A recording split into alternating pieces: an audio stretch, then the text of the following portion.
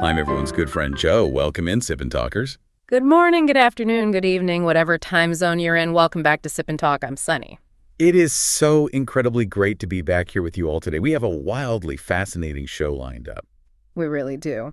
But before we jump in, I just have to mention something. I was holding my coffee earlier. Just this absurdly expensive boutique latte from the place downstairs. Oh, yeah, I know the place. Their prices are getting out of hand. Right.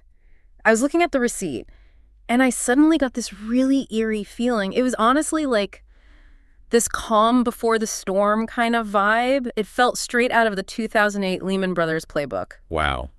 Just from a cup of coffee. Yeah. It's just that visceral sense that the gears of the whole macro machine are overheating, you know? The price tag just doesn't make sense anymore. I mean, I completely get that. It's the micro-level friction that gives it all away. Actually, our mutual friend Mickey was telling you the exact same thing yesterday. Oh, really? How is he doing? He's doing well, but he loves traveling, right? And he's been wanting to take a vacation to Fukuoka, Japan. So he was looking at flights, but he hesitated. He dragged his feet for literally just 1 month. Oh, no. Let me guess. Yep. In just 4 weeks, the flight prices surged over 10%. Yeah. He is absolutely agonizing over whether to even go now. The sticker shock is totally paralyzing him. And, you know, it is so easy to turn on the news and blame all of this on recent geopolitical tensions. Like, obviously, the current situation in Iran absolutely causes localized price spikes and supply chain issues. Sure. Yeah, that plays a part. But those surging prices at the register or on a flight to Japan, they're really just surface symptoms. If you look at the mechanics underneath, human psychology regarding financial loss has a very long, very repetitive heritage. The technology changes, but the panic stays exactly the same. Exactly. Which is perfectly setting the theme for today. We are taking the focus away from the micro-level feeling of your expensive latte, and we are zooming way out to the macro-historical laws of global financial collapse. I am so ready for this. Our mission today is pure financial archaeology. We're going to trace the DNA of financial panics. We'll go all the way from 17th century coin clipping up to the 1929 Great Depression. And then bring it right back to the present. Right. We're going to use those historical lessons to dismantle the hidden, unexploded bombs of 2026. The ones buried right beneath our AI infrastructure, Apple's ecosystem, and Tesla's biggest dreams. Well, to understand the unexploded bombs of 2026, we actually have to rewind the clock to 1618. Okay, taking us way back. Yeah, so there was this massive financial event in Europe called the Kipper and Whipper site. The what now? I know it sounds like an obscure folk dance, but it roughly translates to the time of the Kipper and Whipper, and it was a devastating financial crisis. What actually happened? Well, at the time, all these European territories needed money to fund their conflicts, so they started secretly debasing their currency. They were literally clipping the silver off the edges of the coins, keeping the shavings, and then minting new adulterated coins mixed with cheap copper. Wait, so they were literally manufacturing inflation by quietly diluting the money supply. Exactly. And they injected these fake coins back into the economy to pay off their debts. You know, if we pull that directly into the modern era, I mean, that is the exact same mechanical psychology we see with the creation of thousands of low-quality cryptocurrencies, the so-called shit coins washing out the market right now. Oh, that is a perfect analogy. Someone spins up a digital token backed by absolutely nothing, dilutes the market, and then cashes out. The medium changes from copper shavings to digital code, but the behavioral psychology is constant. It really is. In 1618, when everyday merchants realized the money in their pockets wasn't worth the silver it claimed to be, all fundamental trust just evaporated. The panic spread from Italy straight across the rest of Europe. Because once trust is gone, the whole system just seizes up. Right, and we saw this exact contagion repeat in 1720 with the bubble markets. You have the South Sea bubble in England and the Mississippi bubble in France. But wait, how does a bubble bursting in France take down England back in the 1700s? It comes down to cross-border contagion. International investors were actively trading each other's bubble assets. When the Mississippi Company collapsed in Paris, French investors were desperate for cash, so they were forced to liquidate their holdings in the South Sea Company over in London.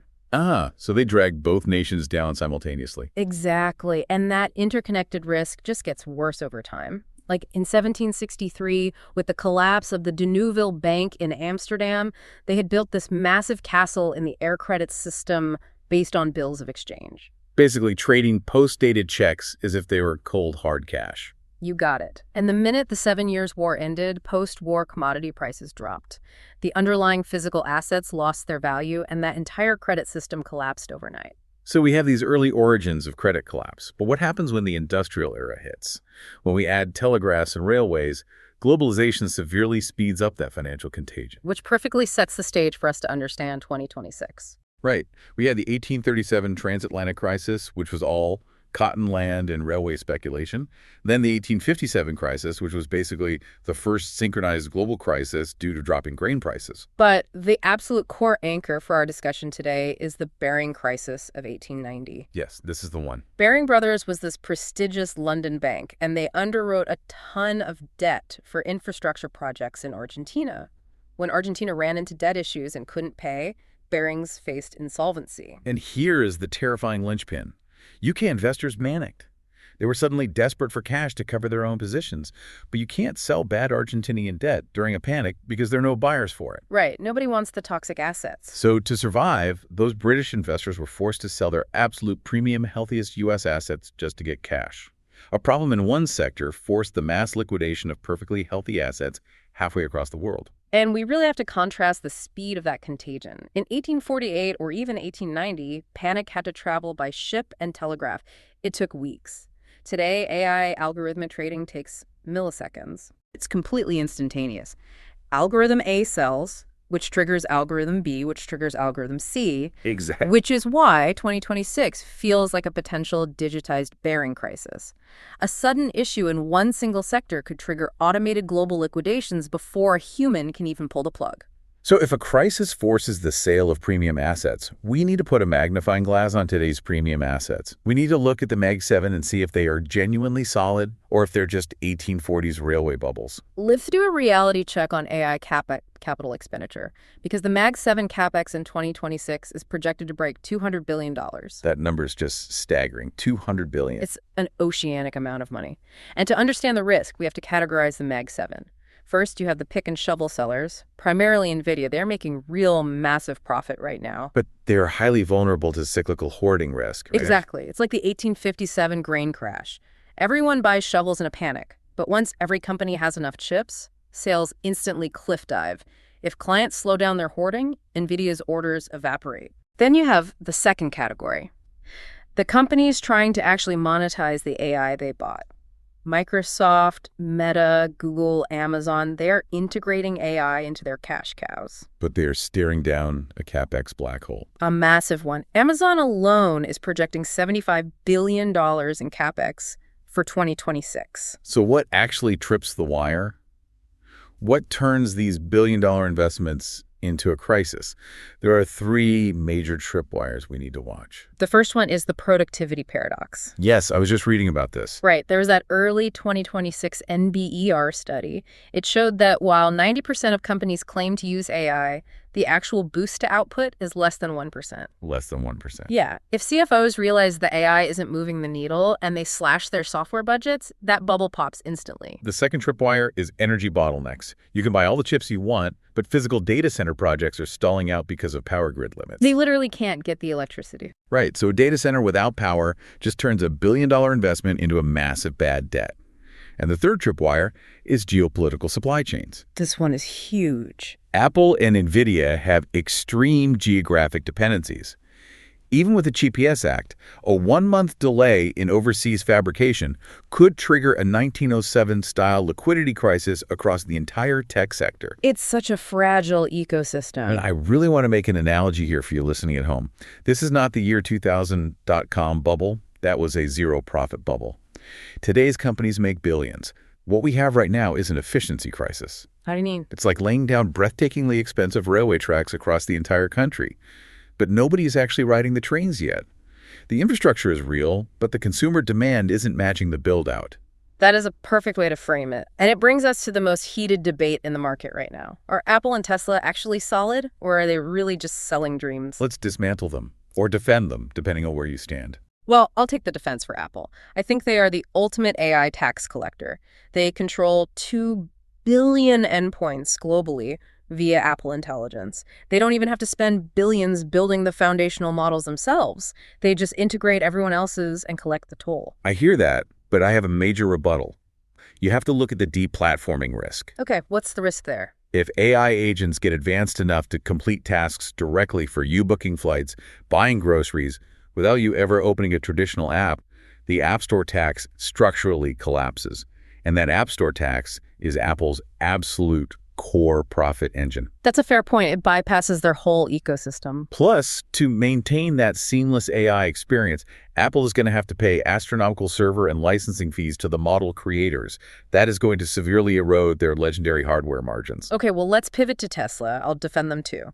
Optimistic investors will argue that Tesla isn't a car company at all anymore. It's a robotics giant. The classic defense. But look at the evidence. Cybercabs are already operating on the ground in Austin, and their FSD version 14 finally broke through regulatory hurdles in Europe and China in early 2026. The dream is beautiful, but the financial reality is what I call the time gap trap. The time gap trap? Yeah. The regulatory approval pace is lagging so far behind the actual tech. Investors right now are giving Tesla a 200 times PE ratio. They are pricing in a total global taxi replacement scenario happening tomorrow morning. And if it gets delayed? If city councils delay mass adoption by 5 to 10 years, those highly leveraged investors will simply run out of patience. It perfectly mirrors those early railway investors who went entirely bankrupt right before the trains actually became profitable. Oh, wow. Because their capital ran out waiting for the system to catch up. Exactly. But, tech isn't operating in a vacuum. If tech growth stalls out, it's going to ignite the massive hidden leverage sitting in the broader, shadowy financial system. Right. The ultimate black swans of 2026. The dominoes sitting completely outside of Silicon Valley. What's the biggest one on your radar? Shadow banking and private credit. As of 2026, the private credit market exceeds $2 trillion. And it is incredibly opaque and largely unregulated. $2 trillion just sitting in the dark. Yes. And you can compare this directly to the 1907 trust company crisis. In our current higher for longer interest rate environment, this unregulated private credit market is absolutely the first domino waiting to fall. And right next to that domino is commercial real estate, or CRE. There's over $950 billion in commercial mortgages that need rolling over in 2026. That's nearly $1 trillion needing refinancing at much higher rates. Exactly. The buildings don't generate the cash flow to justify the new, higher mortgages. It is incredibly reminiscent of the 1830s land speculation crash. I know some people argue that converting those empty offices into data centers offers a buffer. It offers a very slow, very slight buffer, but construction simply isn't fast enough to save the underlying debt from going bad. There's one more black swan we have to talk about, sovereign AI debt. I call it the compute tax. Oh, this one is fascinating. In 2025, small and medium-sized countries took on massive sovereign debt just to buy NVIDIA chips so they could build sovereign AI. They were terrified of being left behind. Right. But if their national GDP doesn't actually grow from that investment in 2026, they can't service the debt. It triggers a devastating emerging market debt crisis. This connects perfectly back to what we talked about in Section 2. This sovereign AI debt is exactly like Argentina in the 1890 Bearing Crisis. Oh, you're totally right. A developing nation borrows massive amounts of foreign capital for a highly speculative infrastructure project. Financial crises happen for one very simple reason.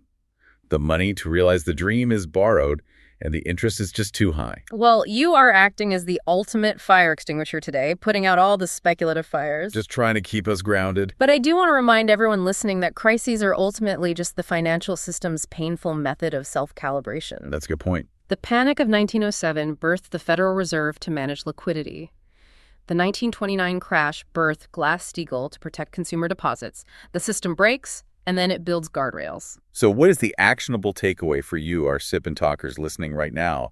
You need to look closely at your own portfolio. Ask yourself, do you hold modern Southie companies that are just selling dreams without profits? It's a tough question to ask. It is. If a company says the word AI 50 times in an earnings report, but their net profit only grew by 5%, you really need to be careful. And we must state clearly, we are not financial advisors. This discussion is purely for educational historical reference. Absolutely. Our core value here is independent, critical thinking.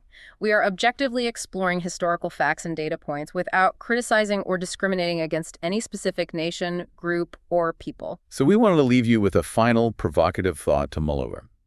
If the system always builds new guardrails after a crash, what new global financial rules or entirely new institutions will be birthed from the ashes of a 2026 algorithmic and AI infrastructure bubble? That is the big question. How will the world regulate compute power, when the dust settles. Something to think about.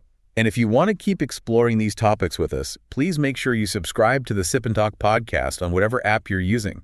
We'd love to have you back. Also, a huge, cheerful shout-out to our old friend, Mickey. His YouTube channel, Mickey to Life, is just fantastic. Yeah. You have to check out his latest vlog about a wine exhibition he attended. It is highly entertaining and a great way to decompress. It really is. Thank you so much for joining us today, everyone. Stay curious, and we will see you next time. Goodbye, everyone. We'll catch you on the next one.